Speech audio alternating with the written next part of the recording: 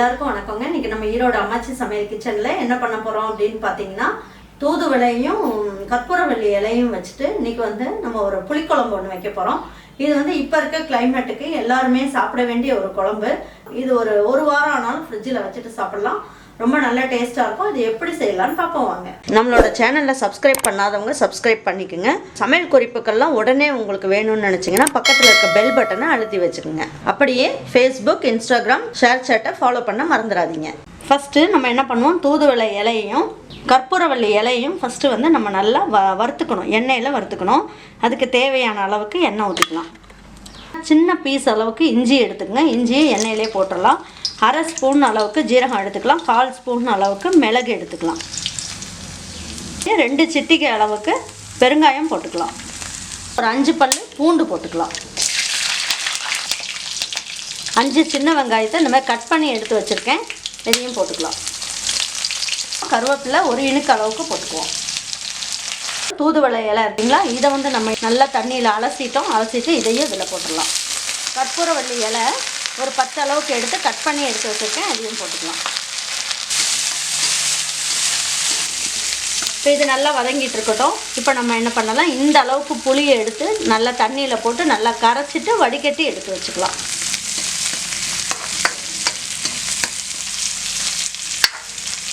ரெண்டு சில்லு தேங்காவை நான் எடுத்து இந்த மாதிரி பொடியாக கட் பண்ணி எடுத்து வச்சுருக்கேன், இதையும் போட்டுக்கலாம்.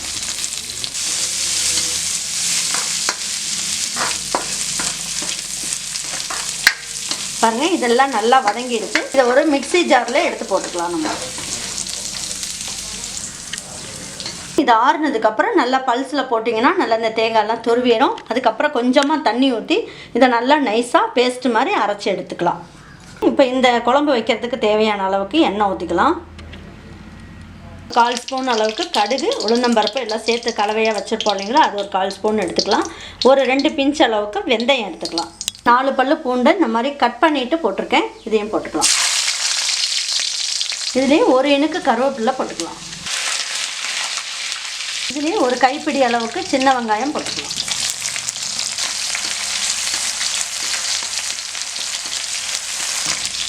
வெங்காயம் இந்த அளவுக்கு நல்லா வதங்கிடுச்சு.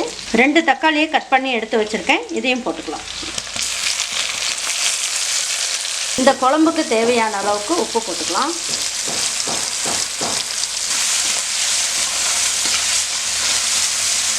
இப்போ இது குழம்புக்கு தேவையான அளவுக்கு மஞ்சள் தூள் போட்டுக்கலாம்.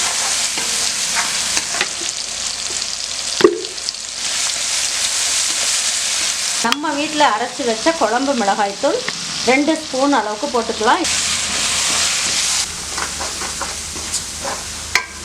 பாருங்கள், இதுக்கு தேவையான அளவுக்கு தண்ணி ஊற்றிக்கலாம்.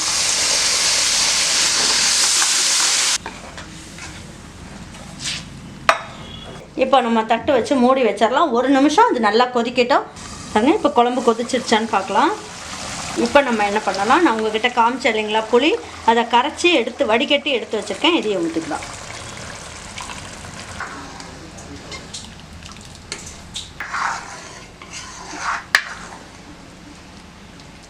பாருங்கள், இப்போ புளியெல்லாம் ஊற்றியாச்சு. இப்போ 1 நிமிஷம் அளவுக்கு தட்டு வச்சு மூடி வைப்போம். இதுவும் ஒரு புளி வாசம்லாம் போகணும், அதனால் கொதிக்கட்டும்.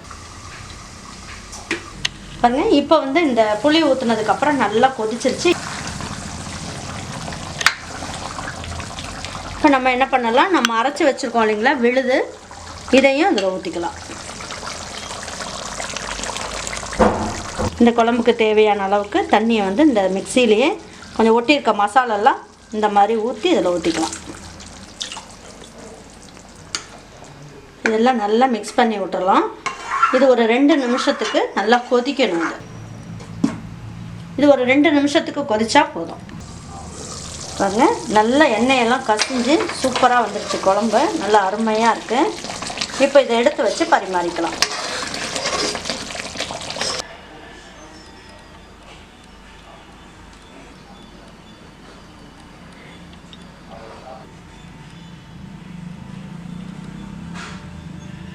சூப்பராக தூதுவளை கீரையும் ஓமவல்லி இலையும் வச்சுட்டு இன்றைக்கி அருமையான ஒரு குழம்பு ஒன்று வச்சுருக்கோம்.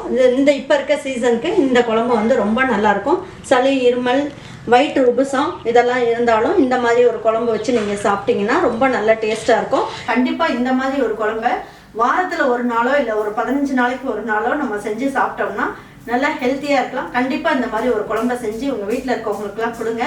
கொடுத்துட்டு அவங்களுக்கெல்லாம் பிடிச்சிருந்ததுன்னா லைக் பண்ணுங்கள், ஷேர் பண்ணுங்கள், சப்ஸ்கிரைப் பண்ணுங்கள், மறந்துடாமல் கமெண்ட்ஸ் பண்ணுங்கள். தேங்க்யூ ஃபார் வாட்சிங் ஈரோடு அம்மாச்சி சமையல். தேங்க்யூ.